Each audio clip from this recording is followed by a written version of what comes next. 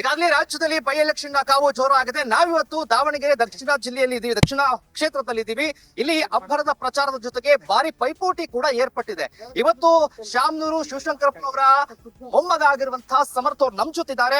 ಈ ಕ್ಷೇತ್ರಕ್ಕೆ ಸಂಬಂಧಪಟ್ಟ ಹಾಗೆ ಏನೇನಿದೆ, ಯಾವ್ಯಾವ ರೀತಿ ರೆಡಿ ಇದ್ದಾರೆ ಅವರು ರಾಜಕೀಯಕ್ಕೆ ಎಂಟ್ರಿ ಕೊಡೋದಕ್ಕೆ, ಮತ್ತೆ ಯಾವ ರೀತಿ ತಯಾರಿ ಮಾಡ್ಕೊಂಡಿದ್ದಾರೆ, ಇಲ್ಲಿರುವಂತಹ ಸಮಸ್ಯೆಗಳ ಬಗ್ಗೆ, ಮತ್ತೆ ಇದು ಪಕ್ಷದಲ್ಲಿ ಕಾಂಗ್ರೆಸ್ ನಲ್ಲಿ ಒಂದಷ್ಟು ಒಡಕು ಮೂಡಿರುವಂತಹ ಸಂದರ್ಭದಲ್ಲಿ ಈಗ ಅವರ ಕೆಲಸಗಳು ಹೇಗಿರುತ್ತೆ ಅನ್ನೋದ್ರ ಬಗ್ಗೆ ಅವ್ರನ್ನೇ ಮಾತನಾಡಿಸ್ತಾ ಹೋಗ್ತೀನಿ. ಮೊದಲಿಗೆ ನಿಮ್ಗೆ ನಮಸ್ತೆ. ಇದ್ರ ಜೊತೆಗೆ ರಾಜಕೀಯಕ್ಕೆ ಬರ್ತಾ ಇದ್ದೀರಿ, ಹಳೇ ಬೇರು ಹೊಸ ಚಿಗುರು ಅನ್ನೋ ಹಾಗೆ ಇಡೀ ಕುಟುಂಬ ರಾಜಕಾರಣದಲ್ಲಿ ಇರೋದ್ರಿಂದ ನೀವು ರಾಜಕಾರಣಕ್ಕೆ ಬರ್ತಾ ಇದ್ದೀರಿ. ಇದ್ರ ಜೊತೆಗೆ ಈಗ ಕಾಂಗ್ರೆಸ್ ನಲ್ಲಿ ಅಲ್ಪಸಂಖ್ಯಾತ ಸಮುದಾಯದವರು ಒಂದ್ ರೀತಿಯಲ್ಲಿ ಟಿಕೆಟ್ ಸಿಕ್ಕಿಲ್ಲ ಅನ್ನೋದ್ರಿಂದ ಬೇಜಾರ್ ಮಾಡ್ಕೊಂಡಿದ್ದಾರೆ, ಸಿಡಿದಿದ್ದಾರೆ. ಇದರ ಜೊತೆಗೆ ಎಸ್ ಮಲ್ಲಿಕಾರ್ಜುನ್ ರವರು ಅದ್ಭುತವಾಗಿ ಕೆಲಸವನ್ನ ಮಾಡ್ಕೊಂಡು ಬಂದಂತವ್ರು, ನಿಮ್ಮ ಹಿನ್ನೆಲೆ ತಾತನವರು ಕೂಡ ಬಂದಂತವ್ರು. ಈಗ ನೋಡಿದ್ರೆ ಇದೆಲ್ಲವನ್ನ ನೋಡ್ತಾ ಹೋದ್ರೆ ಈಗ ನಿಮ್ಗೆ ಯಾವ ರೀತಿ ಸಂಕಷ್ಟ ಶುರು ಆಗ್ಬೋದು, ಏನೇನ್ ಆಗ್ಬೋದು, ಯಾವ ರೀತಿ ತಯಾರಾಗಿದ್ದೀರಿ ಅಂತ? ಬರೀ ಸಂಕಷ್ಟಗಳೇ ನೋಡ್ತೀರಾ? ಅಲ್ಲ ಹೇಳ್ಬೇಕಲ್ಲ ಸರ್. ಇಲ್ರಿ ಸರ್, ಈಗ ನಿಜ ನೋಡ್ಬೇಕಾದ್ರೆ ಇದು ಅಂತಾರಲ್ಲ, making a mountain of a mole hill ಅಂತ ಒಂದು ಗಾದೆ ಇದೆ ಇಂಗ್ಲಿಷ್. ಹೆಂಗಂದ್ರೆ ನೀವು ಎಲ್ಲಾರ್ದು ಅಭಿಪ್ರಾಯ ತಿಳ್ಬೇಕು, ಎಲ್ಲಾರ್ದು ಅಭಿಪ್ರಾಯ 2,35,000 ಮತದಾರರು, ಎಲ್ಲಾರ್ದು ಅಭಿಪ್ರಾಯ ತಿಳ್ಕೊಳ್ಳೋಣ.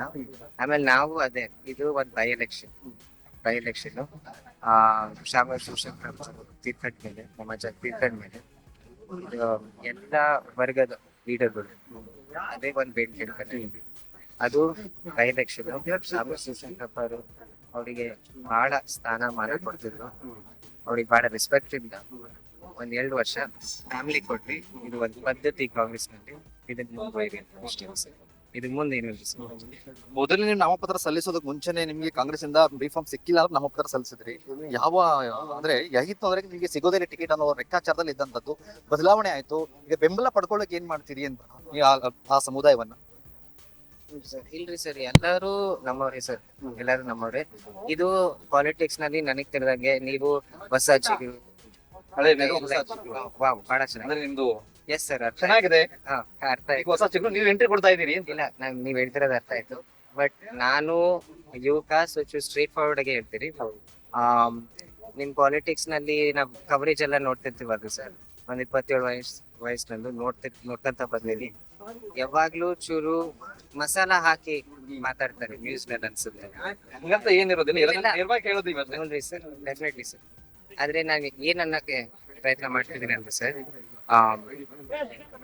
ಇದು ಏನಂತೀವಿ, ಆಸ್ಪಿರೆಂಟ್ಸ್ ಡೆಫಿನೆಟ್ಲಿ ಇದ್ದೇ ಇರ್ತಾರೆ ಸರ್. ಆಸ್ಪಿರೆಂಟ್ಸ್ ಇದ್ದೇ ಇರ್ತದೆ, ಫುಲ್ ಸಂಘರ್ಷ ಜೊತೆ ಕೇಳ್ತಾರೆ ನಮಗೆ ಟಿಕೆಟ್ ಬೇಕು ಅಂತ.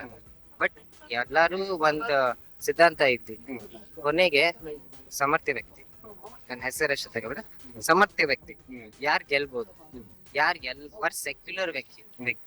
ಯಾಕಂದ್ರೆ ನಮ್ ಕಾಂಗ್ರೆಸ್ ಪಾರ್ಟಿ ಎಲ್ಲ ಸಮಾಜದ ಎಲ್ಲ ವರ್ಗದ ಜನದ ಮತ ತಗೋಬಹುದು, ಎಲ್ಲರನ್ನು ಸ್ಪಂದಿಸ್ತಾನೆ ಅಂತ ವ್ಯಕ್ತಿನ ಕೆಲ್ಸನ.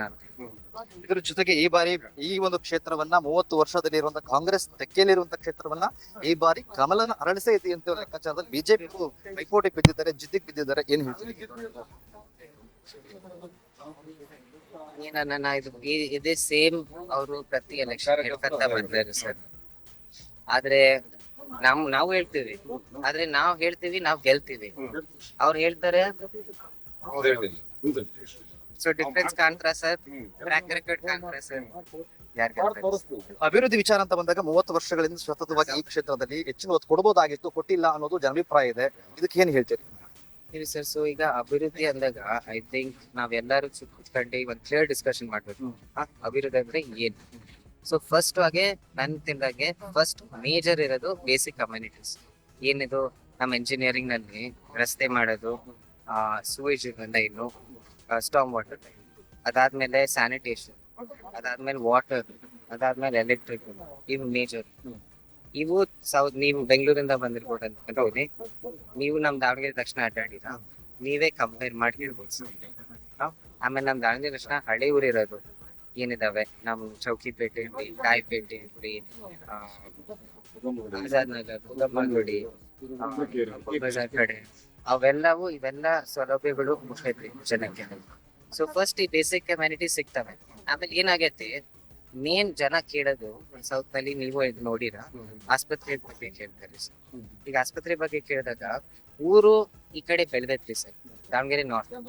ದಾವಣಗೆರೆ ನಾರ್ತ್ ಮುಂಚೆ ಇದ್ದಿಲ್ಲ, ಒಂದ್ 50 ವರ್ಷ ಹಿಂದೆ ಏನು ಇದ್ದಿಲ್ಲ, ಕಾಡಿರ್ತಿತ್ತು. ಈಗ ದಾವಣಗೆರೆ ನಾರ್ತ್ ನಲ್ಲಿರೋ ಜನನೇ ಸೌತ್ ಅವ್ರೆ ಈ ಕಡೆ ಬಂದ್ ಶಿಫ್ಟ್ ಆಗಿರೋದ್ರಿ ಸರ್. ಸೊ ಊರ್ ಹಿಂಗ್ ಬೆಳೆದೈತಿ, ಹಳೆ ಊರದು. ಈ ಕಡೆ ನಾರ್ತ್ ನಲ್ಲಿನೇ ಎಜುಕೇಶನ್ ಕ್ಲಸ್ಟರ್ ಆಗೈತಿ, ಹಾಸ್ಪಿಟಲ್ ಕ್ಲಸ್ಟರ್ ಆಗೈತಿ. ಈಗ ನೀವು ಕೇಳ್ತೀರ ದಾವಣಗೆರೆ ಅಂದ್ರೆ ಒಂದ್ ವಿದ್ಯಾ ಕೇಂದ್ರ ಕರ್ನಾಟಕ. ಸೊ ಇದನ್ನ ಸೌತ್ಗೂ ಡೈವರ್ಟ್ ಮಾಡ್ಬೇಕು ಅಂತ ನನ್ನ ಕನಸು. ನಿಮ್ಮ ಉದ್ದೇಶ ಆ ರೀತಿ ಇಟ್ಕೊಂಡಿದ್ದಾರೆ. ಇದರ ಜೊತೆಗೆ ಈಗ ನೀವು ಟಿಕೆಟ್ ತೆಗೆದುಕೊಂಡಾದ್ಮೇಲೆ ಅಭ್ಯರ್ಥಿ ಕಣಕ್ಕಿಳಿದಾದ್ಮೇಲೆ ಈ ಕ್ಷೇತ್ರದಲ್ಲಿ ಯಾವುದೇ ಕಾರಣಕ್ಕೂ 30 ವರ್ಷದಿದ್ದಂತ ಈ ಕಾಂಗ್ರೆಸ್ ತೆಕ್ಕೆಯನ್ನ ಪಡ್ಕೊಳ್ಳೋದಕ್ಕೆ ಅವ್ರು ರೆಡಿ ಇದಾರೋ ಅಥವಾ ಬಿಟ್ಕೊಳ್ಳೋಕೆ ನೀವು ರೆಡಿ ಇದಾರೋ ಗೊತ್ತಿಲ್ಲ. ಆದ್ರೆ ನಿಮ್ಮ ಹಿಂದೆ ನಿಮ್ ಟಿಕೆಟ್ ಕೊಡೋ ಲೆಕ್ಕಾಚಾರದಲ್ಲಿ ಎಲ್ಲೊಂದ್ ಕಡೆ ಆ ಸಮುದಾಯವನ್ನ ನೀವು ವಿರುದ್ಧವಾಗಿ ಕಟ್ಕೊಂಡ್ರ ಅಂತ. ಹೆಂಗ್ ಸಾಧ್ಯ? ಅಂದ್ರೆ ಸಾದಿಕ್ ಅವ್ರು ಈಗಾಗಲೇ ಆಕ್ರೋಶ ವ್ಯಕ್ತಪಡಿಸಿದ್ರು, ನಾವು ಈ ಬಾರಿ ಕಾಂಗ್ರೆಸ್ ಅಂತ ತೊರೆದು ಬಿಜೆಪಿಗೆ ಹೋಗ್ತೀವಿ, ನಾವು ಕಾಂಗ್ರೆಸ್ ಬುದ್ಧಿ ಕಲಿಸ್ತೀವಿ ಅಂತೆಲ್ಲ ಮಾತನಾಡಿದ್ದಾರೆ. ಏನ್ ಹೇಳ್ತೀರಿ ಸರ್? ನೀವ್ ಹೇಳ್ತಿರೋವೆಲ್ಲ ಇದಕ್ಕೆ ಕ್ಲಿಯರ್ ಆಗಿ ಹೇಳ್ಬೇಕಂದ್ರೆ ಇದಕ್ಕೆ ಆನೆಕ್ಡೋಟಲ್ ಎವಿಡೆನ್ಸ್ ಅಂತ, ಇದಕ್ಕೆ ಇಲ್ಲಾಂದ್ರೆ ಕ್ಯೂರ್ಸಿ ಅಂತಾರೆ. ಇವ್ನು ಹಂಗಂದ ಅದಕ್ಕೆ ನಾನು ಹಿಂಗಂದ್ರೆ ಅದು ಸತ್ಯ ಅಲ್ಲ, ಅದು ಸತ್ಯ ಅಲ್ಲ. ಹೇಳಿರೋ ಸತ್ಯ ಅಲ್ವಾ ಸರ್? ಸರ್ ಇಲ್ಲ, ಹೇಳಿರೋದ್ ಬಗ್ಗೆ ಅಲ್ರಿ ಸರ್. ನೀವ್ ಇದು ಹೆಂಗ್ ಆಗ್ತದಂದ್ರೆ ನೀವ್ ಕೋರ್ಟ್ ರೂಮ್ ನಲ್ಲಿ ಹೇಳಿದ್ರೆ ಇದು ಏನಪ್ಪಾ ಅಂತ ಕೇಳ್ತಾರೆ, ಜಡ್ಜೆ ಕೇಳ್ತಾರೆ ಏನಪ್ಪಾ ಇದು ಎವಿಡೆನ್ಸ್ ಅಂತ ನನ್ಗೆ ಹೆಂಗೆ ಕನ್ಸಿಡರ್ ಮಾಡ್ಲಿ ಅಂತ. ನಾನ್ ನನ್ನ ಎವಿಡೆನ್ಸ್ ಕೊಟ್ಟಿದ್ದೀನಿ. ರಾಜಕೀಯ ಬೇರೆ, ಸಂಬಂಧ ಬೇರೆ, ಗೆಳೆತನ ಬೇರೆ. ಅದ್ರ ಕಣಕ್ಕಿಳಿದಾಗ ಶತ್ರು ಇದು ನೀವ್ ಬಹಳ ಕಂಜೆಕ್ಚರ್ ಮಾಡ್ತಿದ್ದೀರಾ, ಹಿಂಗ್ ಆಗ್ಬೋದು ಹಂಗಾಗ್ಬೋದು, ಅದೇನು ಬೇಡ. 26th ಈವ್ನಿಂಗ್ ತನಕ ಟೈಮ್, ಅದ್ರ ಮುಂದೇನು ಟೈಮ್ ಇಲ್ಲ. ಎಲೆಕ್ಷನ್ ರಿಸಲ್ಟ್ ಆಮೇಲೆ ನೀವು ಹೇಳ್ತೀರಿ ಸರ್. ಫಲಿತಾಂಶ ನೋಡ್ರೆ ಗೊತ್ತಾಗ್ಬಿಡುತ್ತೆ ಎಲ್ಲ ಅಂತ. ಯಾವಾಗ್ಲೂ ಹಂಗೆ ಇರ್ಬೇಕು, ಮತದಾರರು ಹೇಳ್ತಾರೆ ಸರ್. ಕೊನೆಯದಾಗಿ ಸರ್, ಈಗ ರಾಜಕೀಯಕ್ಕೆ ಬಂದಿದ್ದೀರಿ, 30 ವರ್ಷಗಳ ಕ್ಷೇತ್ರವನ್ನ ಉಳಿಸ್ಕೊಳ್ಳುವಂತ ನಿಟ್ಟಿನಲ್ಲಿ ಈಗ ಹೆಂಗಾಗಿದೆ ಅಂತ ಅಂದ್ರೆ ಈ ಎರಡೂ ಕ್ಷೇತ್ರದ ಬಾಗಲಕೋಟೆ ಮತ್ತೆ ದಾವಣಗೆರೆ ಹೈ ವೋಲ್ಟೇಜ್ ನಿಮ್ಮ ಕ್ಷೇತ್ರ ಆಗಿದೆ. ನೀವೇನ್ ಹೇಳ್ತೀರಿ ನಿಮ್ಮ ಮತದಾರರಿಗೆ, ಮತ್ತೆ ಯೂತ್ಸ್ ಆಗಿ ನಿಮ್ಮ ಸಂದೇಶ ಏನು ಅಂತ?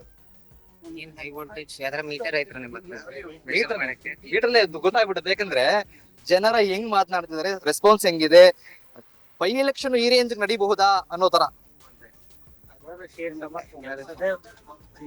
ಸಮಾಚಾರ ಹೇಳಿದ್ರಲ್ಲ